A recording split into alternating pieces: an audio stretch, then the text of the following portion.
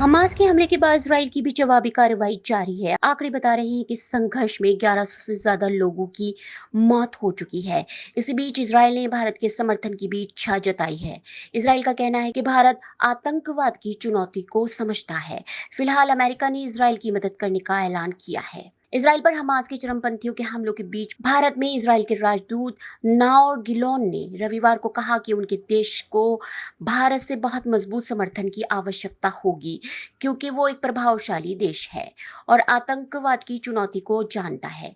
Gilon ने Hamas के हमलों को बेवजह किया गया हमला और अस्वीकार्य बताया। उन्होंने कहा कि इजराइल इस चुनौती से खुद निपटेगा और अपराधियों को दंडित करेगा।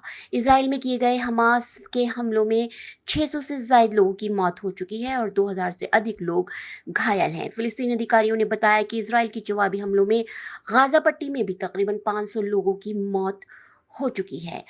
गिलोन ने आरोप लगाया कि इन हमलों के पीछे ईरान का हाथ है और उसने ही हमास को हथियारों की आपूर्ति की। गिलोन ने कहा कि उनके देश को हमारे भारतीय मित्रों के बहुत मजबूत समर्थन की आवश्यकता होगी। उन्होंने कहा कि भारत दुनिया का एक बहुत प्रभावशाली देश है। ये एक ऐसा देश है जो आतंकवाद से परिचित है और इस संकट को समझता है। इजरायली राजदूत ने एक सवाल के जवाब में कहा कि अब मध्यस्थता का समय नहीं है और अब आतंकवाद के खिलाफ कार्रवाई करने का वक्त है।